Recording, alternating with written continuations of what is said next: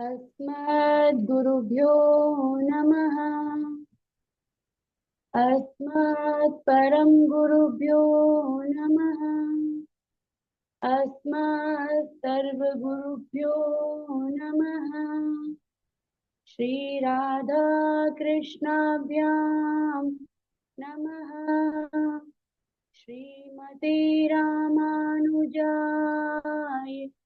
नमः। लंबोदरम परम सुंदरमीकदंतम पीतांबरम त्रिनयनं परमं पवित्रम् उद्यद्दिवाकरनिभोज्वल कांतिकांतम् विघ्नेश्वरं सकलविघ्नहरं नमामि। शरीरं स्वरूपं ततो वकलत्रं यशच्चारुचित्रं धनं मेरुतुल्यम् मनश्चेनलग्नं श्रीगुरुरङ्घ्रिपद्मे ततः किं ततः किं ततः किं ततः किं नारायणं नमस्कृत्य नरं चैव नरोत्तमं देवीं सरस्वतीं व्यासं ततो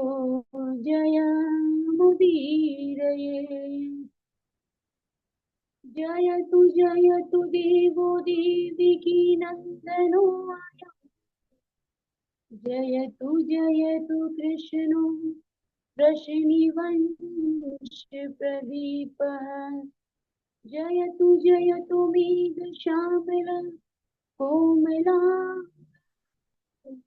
जयतु पृथ्वी भारनाशो मुकुन्दः कृष्ण त्वदीय पदपङ्कज पञ्जरान्ते अद्येव मे विशतु मानसराजहंसः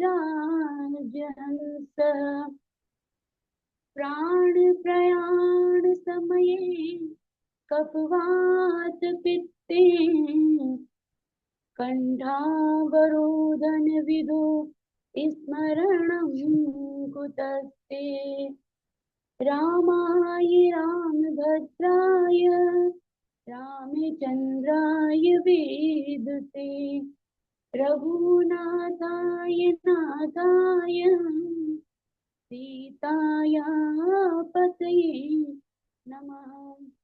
भक्ति भगवंत गुरु चतुर्नाम वपुए इनके पद वंदन किए नासत विघ्नानि।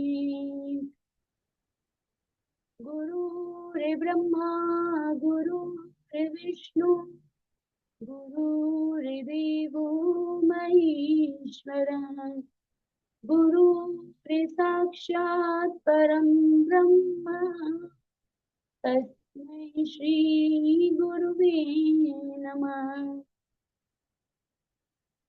अनंत कोटि ब्रह्मांड नायक अचिंतनीय कल्याण गुणगण निधान सर्वेश्वर सर्वाधिपति अकारण करुणा वरुणालय अकारण करुणा कारक सकल जन्य कल्य शापहारक परात्पर परम ब्रह्म अचिंतनीय अनंत कोटि परात्पर परम ब्रह्म निर्गुण निराकार सगुण साकार जगदेक बंधु करुणैक सिंधु श्री राधा रानी एवं श्री कृष्ण भगवान के चरण युगल अरविंदों में मेरा बारंबार प्रणाम।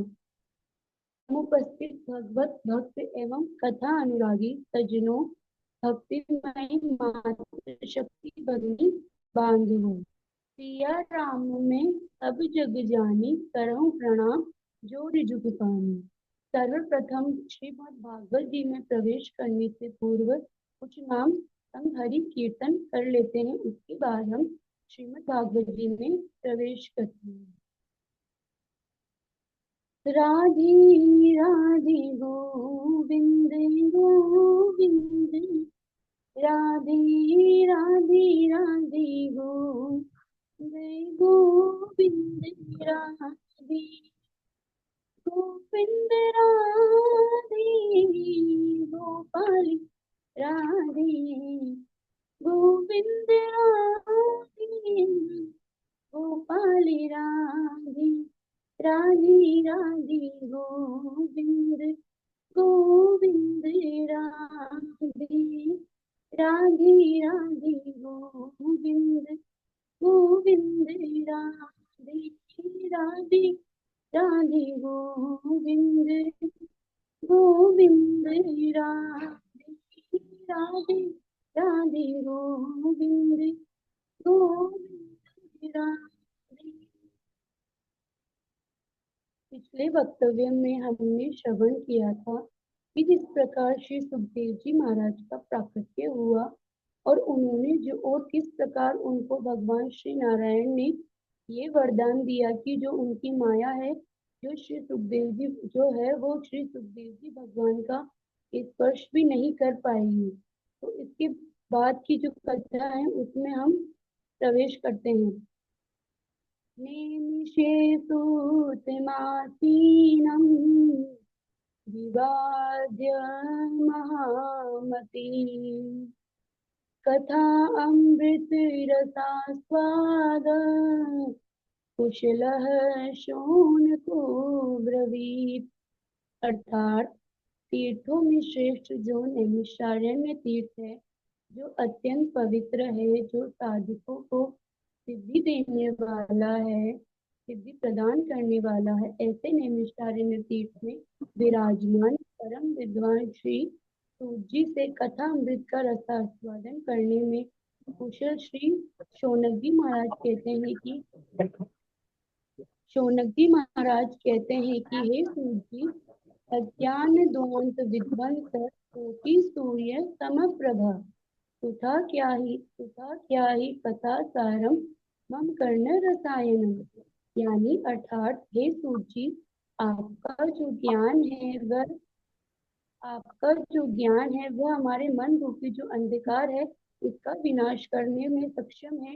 आपका ज्ञान जो है करोड़ों सूर्य के समान है। इसलिए हे प्रभु, आप जो है हमारे कानों को श्रेष्ठ लगने वाली वह अमृतमयी कथा का पान करवाइए, जिसका श्रवण करके हमें भक्ति ज्ञान और वैराग्य की प्राप्ति हो, हमारे मन रूपी मोह और माया का नाश हो, जिससे हमें श्री नारायण को पाने में सहायता प्रदान हो। हे प्रभु, आप उस कथा का पान करवाइए जो हमें पवित्र करने वाली हो, जिससे हमारी आत्मा जो है वो शुद्ध हो, जिससे जिसे वैष्णव भक्तों ने कही हो, और जो मनुष्य इस घोर कलिकाल और कलयुग के प्रभाव से जिनके स्वभाव असली हो गए हैं, वह कथा उन्हें अमृत प्रदान करने वाली, उनको जो उनकी आत्मा को शुद्ध करने वाली हो, जो श्रेष्ठ से भी श्रेष्ठ हो और पवित्र से भी पवित्र हो। इसलिए हे प्रभु, आप जो है हमें ऐसी कथा का पान कराइए। शौनक जी की बातों को सुनकर श्री सूत जी महाराज जी कहते हैं कि हे शौनक जी, काल व्याल मुखाग्रास त्रास निर्नाश हे तवे श्रीमद् भागवतम शास्त्रम कलोकिरेण भाषितम। हे शौनक जी महाराज, ये जो कलयुग है, ये काल रूपी एक महान सर्प के समान है, जो हमें किसी भी समय अपना ग्रास बना सकता है। यानी कि इसका कोई भी विश्वास नहीं किया जा सकता है, ये हमें कभी भी अपना ग्रास बना सकता है। ये एक काल रूपी महान सर्प है।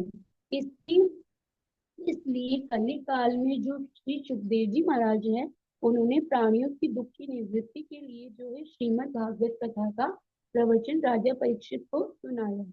आगे श्री सूत जी महाराज जी कहते हैं कि हे शौनक जी, ये कोई ऐसी वैसी कथा नहीं है। हे महाराज, ये ऐसी कथा है जिससे जन्म जन्मांतरे भवेत पुण्यम तदा भागवतम लभेत।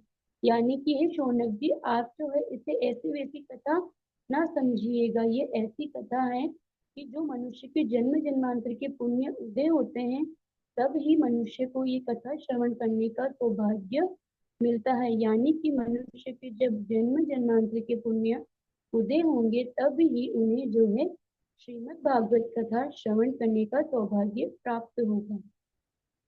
आगे श्री सूत जी महाराज जी कहते हैं कि हे शौनक जी, जिस समय श्री सुखदेव जी महाराज राजा परीक्षित को ये कथा सुना रहे थे, उस समय जो देवताएं इंद्रदेव हैं वह अन्य देवताओं के साथ अमृत का जो कलश है वह लेकर वहां पे प्रकट हो गए, और उन्होंने जो है श्री सुखदेव जी महाराज जी के चरणों में प्रणाम किया और उनसे कहा कि हे सुखदेव जी महाराज, आप जो है इस अमृत के कलश को राजा परीक्षित को पिला दीजिए और हमें जो है इस अमृतमय कथा का पान करवाइए करवाइए।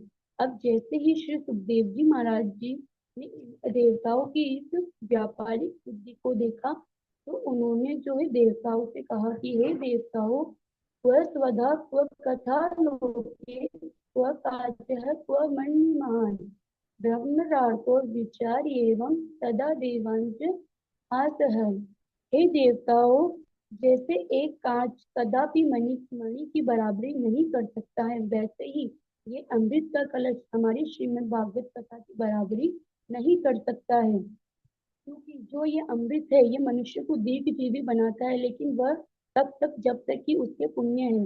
जैसे ही उनके उसके पुण्य नष्ट होते हैं, वैसे ही आप उन्हें पुनः मृत्यु लोक में भेज देते हैं। परंतु क्योंकि अमृत स्वर्ग की अमृत का फल है पुण्य क्षीण मृत्यु लोकम विशंति, यानी जब तक मनुष्य के पुण्य होंगे तब तक ही वह स्वर्ग का आनंद ले सकता है। जब जिस दिन उसके पुण्य नष्ट हुए, उस दिन ही आप उन्हें पुनः मृत्यु लोक में भेज देंगे या धकेल देंगे।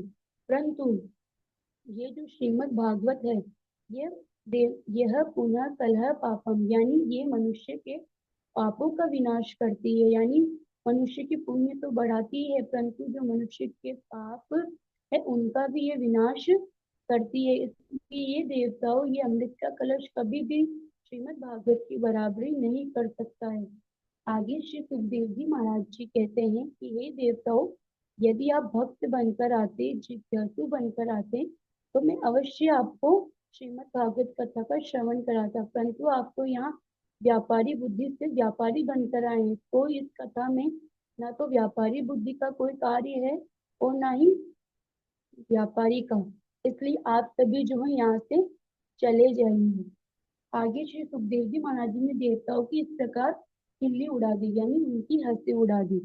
जब श्री सुखदेव जी महाराज ने देवताओं की हंसी उड़ा दी, तो देवताएं वहां से उदास होकर अपना सा मुंह लेकर चले गए। क्यों? और वह अपने अपने स्थान पर न जाकर ब्रह्मदेव के पास गए और उन्हें और उन जो इस घटना का जो सारा वृतांत है तो ब्रह्मदेव को कह सुनाया। ब्रह्मदेव ने देवताओं से कहा कि हे देवताओं, आप चिंतित ना हो, देखते हैं कि 7 दिन पश्चात राजा परीक्षित की क्या गति होती है।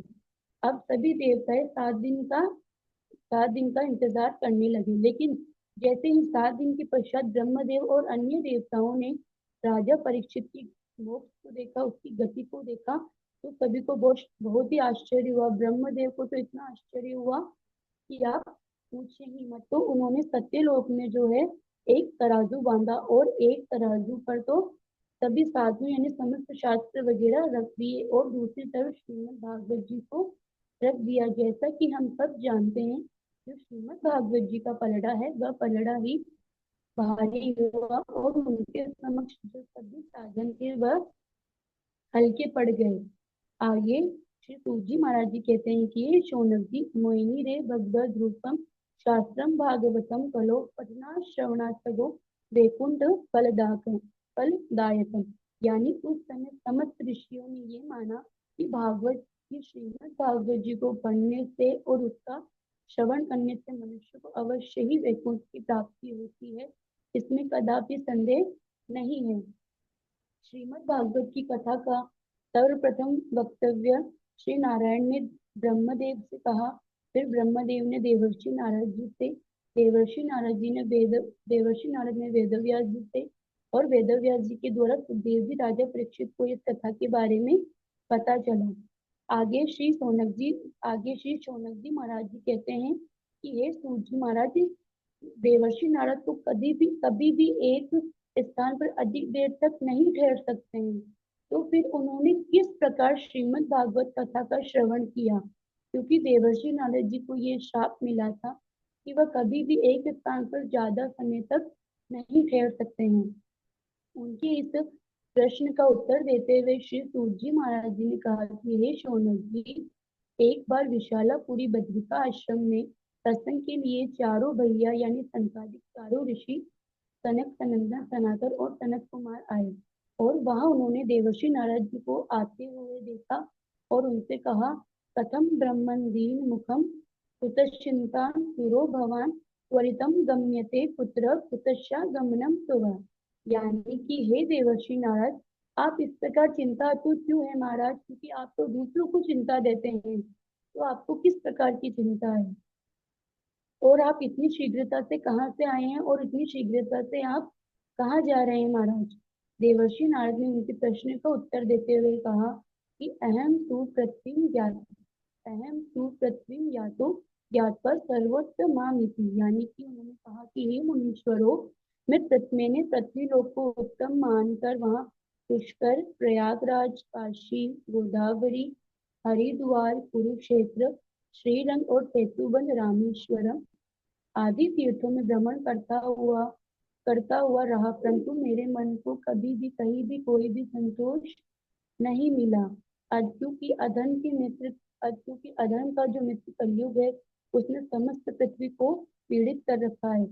सत्य, तपस्या, पवित्रता, दया और दान, ये कहीं भी दूर दूर तक की दिखाई नहीं देता है। सभी प्राणी जो है अपना पेट भरने में ही लगे हुए हैं, किसी को भी किसी से कोई भी मतलब नहीं। इतना ही नहीं, जो पाखंड निरता संतो विरक्त सब परिग्रह, जो संत महात्मा थे वह पाखंडी हो गए हैं, और जो विरक्त थे जिन्हें संसार से कोई भी प्रीति नहीं थी वह संग्रही हो गए हैं। इतना ही नहीं, तपसी धनवंत दरिद्र ग्रही कली कौतुक तात न जात कही। यानी कि जो घर में है उसमें स्त्रियों की प्रभुता अधिक चलने लग गई है, साले सलाहकार बन गए हैं, पति पत्नी में हमेशा झगड़ा मचा रहता है।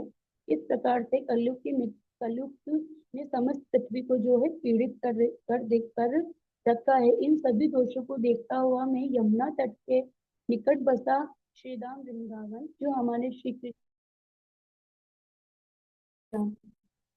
परंतु मैंने वहां एक आश्रम मन से बैठी हुई है, और कई सारी स्त्रियां उसे पंखा कर रही हैं, और दो वृद्ध पुरुष जो है अचेत अवस्था में उसकी गोद में पड़े हुए हैं। आगे आगे देवर्षि नारद जी कहते हैं कि वह स्त्री अपने जो उन युवती के गोदी में जो वृद्ध पुरुष पड़े थे, वो उन्हें बार बार जगाने का प्रयास कर रही थी, परंतु वह न तो उठते और न ही हिलते डुलते।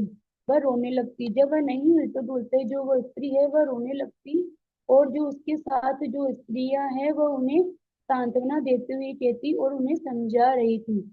यह आश्चर्य देख मैंने वहां जाने की सोची, परंतु इतनी स्त्रियों के बीच मुझ पुरुष का जाना मुझे ठीक नहीं लगा, और मैं वहां से जाने लगा। परंतु वो साधु क्षणम तिष्ठम मच्चिंताम भी नाशय। उस स्त्री ने मुझसे मुझे देखा और मुझे मेरे पास आकर मुझसे कहा, हे महात्मन, आप कृपया करके कुछ देर ठहर जाइए और मेरी चिंता का नाश कीजिए। मैंने कहा, देवर्षि नारद ने उनसे पूछा कि हे देवी, आप कौन है, और ये जो दोनों पुरुष है ये कौन है, और ये इतनी सारी स्त्रियां कौन है, तथा आप इतनी दुखी क्यों है? कृपया करके अपने दुख का विस्तार पूर्वक वर्णन कीजिए। उस युवती ने कहा कि अहम भक्ति रीति ज्ञाता एमो में तनियो मतो ज्ञान वैराग्य नामानो काल योगे न जर्जरो। यानी कि हे प्रभु, मैं भक्ति हूँ, महारानी हूँ, और ये जो आप दोनों वृद्ध पुरुष देख रहे हैं ये दोनों मेरे पुत्र ज्ञान और वैराग्य हैं, और जो आप ये स्त्रियां देख रहे हैं ये सभी गंगा आदि पवित्र नदियां हैं जो मेरी सेवा के लिए यहाँ पर उपस्थित हुए है। काल के प्रभाव के कारण जो मेरे पुत्र ज्ञान और वैराग्य है वह वृद्ध हो गए हैं। इसलिए आगे भक्ति महारानी कहती है कि उत्पन्ने द्रविणेशाहम वृद्धिम कर्नाटके गता क्वचित क्वचिन महाराष्ट्रे गुजरे जीर्णताम गता, यानी कि प्रभु में दक्षिण में उत्पन्न हुई तथा कर्नाटक में जो है वृद्धि को प्राप्त हुई, कहीं कहीं महाराष्ट्र में जो है सम्मानित हुई, परंतु गुजरात में आकर मैं जीर्णता को प्राप्त हुई। वहां के संत महात्मा ने जो है मुझे अंग भंग कर दिया, क्योंकि वहां पर घोर कलयुग का जो है प्रभाव था। परंतु वृंदावनम पुनः प्राप्य नवीन स्वरूपणी, यानी ये जो वृंदावन स्थल है इसको मैं प्रणाम करती हूँ, क्योंकि यहाँ आकर मैं पुनः जो है युक्ति बन गई हूँ। परंतु जो ये मेरे ज्ञान और वैराग्य है ये अभी भी थके मांदे वैसे हैं जैसे कि तैसे पड़े हुए हैं। इसलिए हे प्रभु अब मैं जो है इस स्थान को छोड़कर किसी अन्य की जगह जाना चाहती हूँ। देवर्षि नारद ने कहा कि हे देवी आप कृपया करके ऐसा ना करें, क्योंकि अगर आप इस जगह को छोड़कर विदेशों में चली गई तो कुछ कुछ बची कुछ भक्ति है, जो कुछ बचा कुछ ज्ञान है वह भी जो है आपके साथ यहाँ से चला जाएगा, जिसके कारण आगे देवर्षि नारद कहते हैं कि हे देवी ये दारुण कलयुग है, यानी जिसके कारण जो सदाचारी लोग है, योग मार्ग है और तपस्या है वह सभी लुप्त हो गए। इस समय जो संत महात्मा पुरुष है वह दुखी है, जो पाखंडी दुष्ट अत्याचारी है वह सुखी है। इस समय जिसका धैर्य बना रहे वह परम ज्ञानी है। आगे श्री देवर्षि नारद कहते हैं वृंदावन से संयोगात पुनस्तवम तरुणी नवा धन्यम वृंदावनम तेना भक्ति नृत्यति यत्र च, यानी देवर्षि नारद कहते हैं कि हे देवी आप इस वृंदावन को प्राप्त करके पुनः युक्ति हो गई है। ये वृंदावन धन्य है। मैं इस वृंदावन को प्रणाम करता हूँ कि जहाँ भक्ति महारानी नृत्य करती है। भक्ति देवी कहती है कि हे देवर्षि यदि ये कलयुग इतना ही अपवित्र है तो जो राजा परीक्षित है उन्होंने इसे क्यों स्थापित किया, और जो करुणा परायण भगवान श्री कृष्ण है वह ये अधर्म होते हुए कैसे देख रहे हैं। उनकी इस दुविधा का समाधान करते हुए देवर्षि नारद ने कहा कि हे देवी जिस दिन भगवान श्री कृष्ण इस धाम को छोड़कर अपने परम धाम बैकुंठ लोक को चले गए थे उस समय साधनों में बाधा पहुंचाने वाला कलयुग आ गया। दिग्विजय के समय राजा परीक्षित की दृष्टि जब इस पर पड़ी तो कलयुग दीनहीन के समान उनकी शरण में आ पहुंचा और जो राजा परीक्षित है तारग्राही राजा परीक्षित ने उस कलयुग को देखा और राजा परीक्षित ने कलयुग में एक ऐसा गुण देख लिया जिसके कारण उन्हें उसे स्थापित कर दिया। वह गुण ये था यत् फलम नास्ति सप्ता न योगेन समाधिना तत्फलम लभते सम्यक कलो केशव कीर्तिनाथ, यानी कि जो फल अन्य युगों में तपस्या योग समाधि के द्वारा भी नहीं प्राप्त हो सकता था वह कलयुग में केवल श्री हरि नाम संकीर्तन से ही प्राप्त हो सकता है। क्योंकि कलयुग केवल नाम आधार है, यानी कलयुग में केवल प्रभु का नाम ही एक आधार है जिससे हम इस भव सागर से पार हो सकते हैं।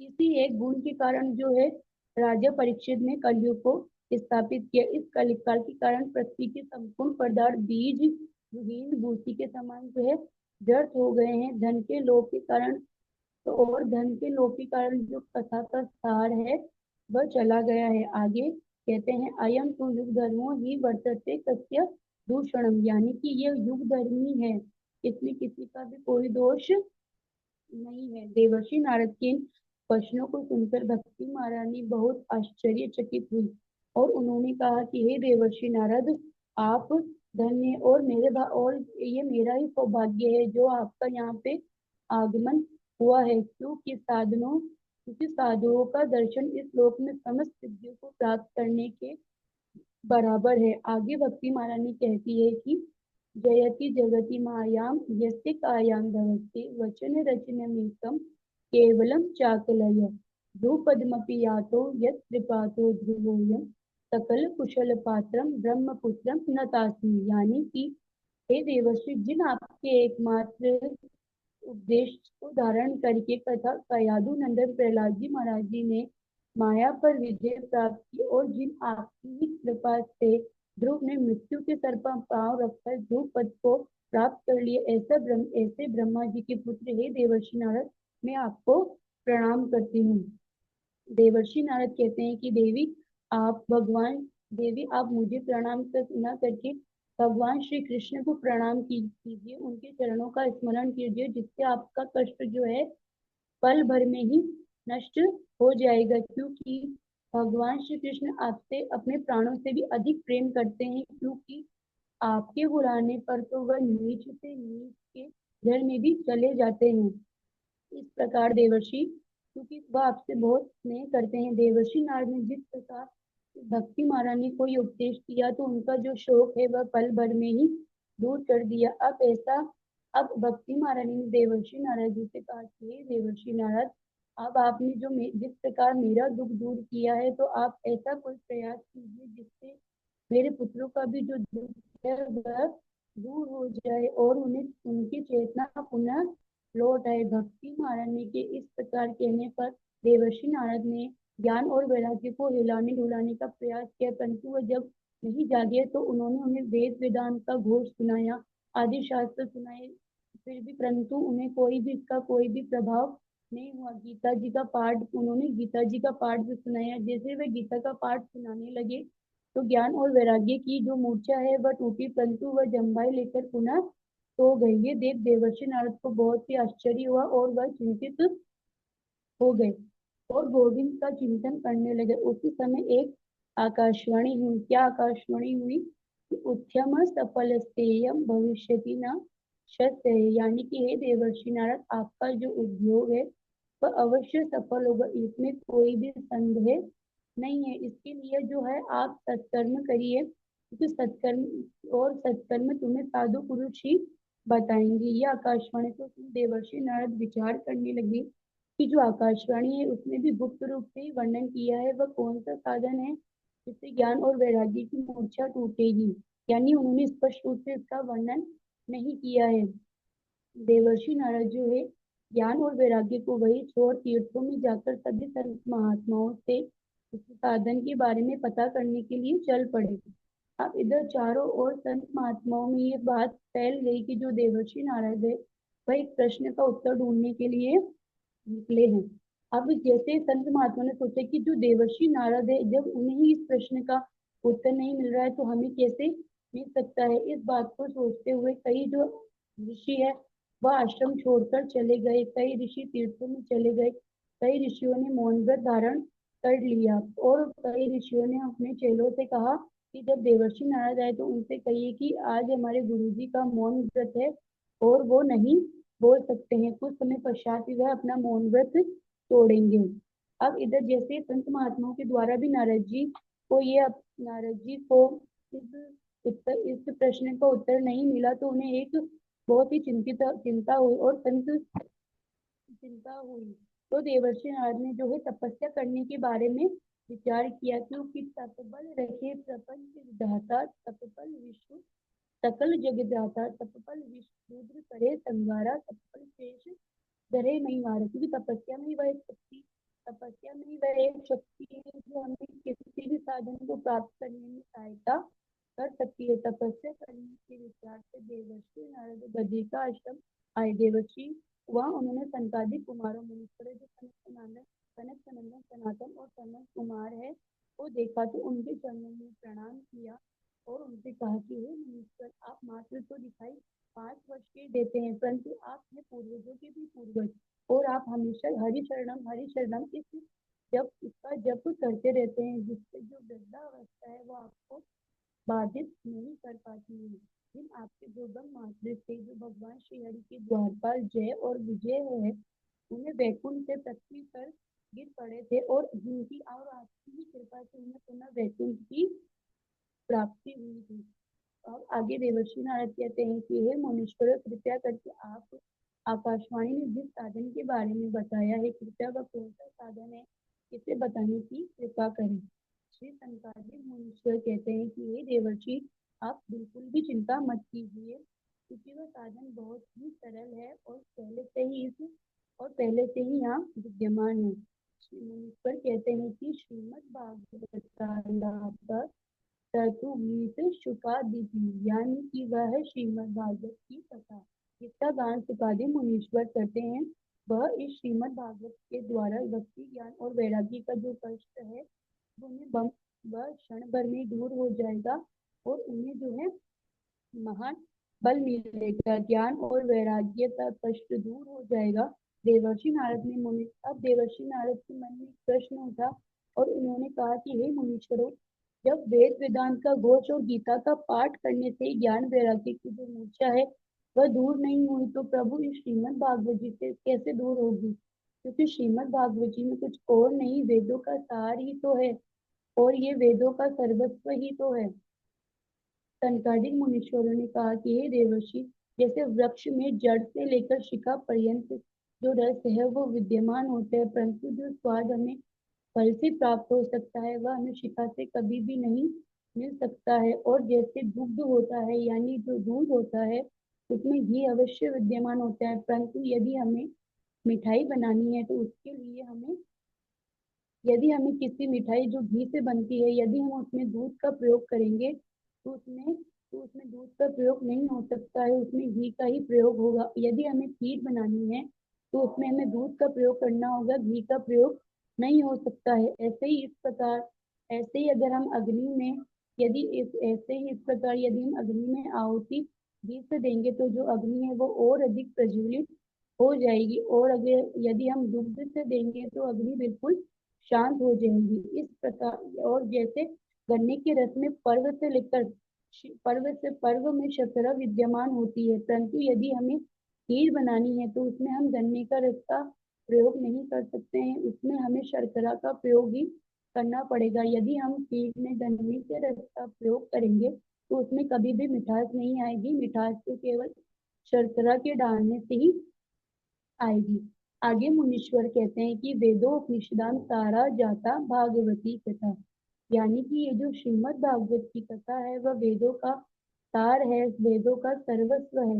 हे देवर्षि नारद ने कहा, मुनीश्वरों, मुझे भागवत की कथा। अब आगे देवर्षि नारद जी कहते हैं कि हे मुनीश्वरों, ये जो श्रीमद् भागवत की कथा है ये मुझे कहाँ करनी चाहिए और इसके लिए कौन सा उपयुक्त स्थान है, कृपया बताने की कृपा करें। मुनीश्वर महाराज जी कहते हैं कि गंगा द्वारा समीपे तु तस्मानंद नामकम, यानी कि हे देवर्षि नारद, गंगा द्वार यानी हरिद्वार के समीप एक हरिद्वार के तट में समीप में एक आनंद नामक एक तट है, वहां एक नवीन और कोमल बालुका के ऊपर मंच बनाइए और भागवत की कथा प्रारंभ करिए। देवर्षि नारद ने सनकादिक मुनीश्वरों को वक्ता के रूप में वर्ण किया और उन्हें अपने साथ ही हरिद्वार ले आए और वहां एक सुंदर बालुका के ऊपर सुंदर मंच बनाया और एक व्यास गद्दी बनाई और उसमें सनकादिक भैयाओं को बिठा दिया। सनकादिक मुनीश्वर ने जैसे ही भगवान की भागवत कथा प्रारंभ की तो त्रिलोकी में हल्ला मच गया। ब्रह्मा आदि सभी देवी देवता, भृगु सभी ऋषि, भृगु वशिष्ठ च्यवन आदि ऋषि जो वेद वेदांत है, मंत्र यंत्र पत्र पुराण है, वह सभी आए। जितनी भी पवित्र गंगा यमुना जितनी भी नदी पवित्र नदियां हैं वह सभी आए। समस्त जो तीर्थ है वो मूर्तिमान होकर कथा सुनने के लिए वहां प्रकट हो गए। बोलिए श्री बांके बिहारी लाल की जय। श्री राधे। जी ठीक गुरु है, जी। चलिए हर्षिता जी, बहुत अच्छा आपने बोला है। बस थोड़ा सा अगली बार कुछ ऐसा ही कुछ करेंगे कि सीधा मोबाइल जो जमीन पर रखते हैं उसका जो रिसीवर माइक है वो आवाज़ बहुत ज़्यादा कैच नहीं कर पा रहा था, लेकिन फिर भी जी आवाज़ तो आ रही थी। कथा आपकी बढ़िया थी, तैयारी अच्छी है।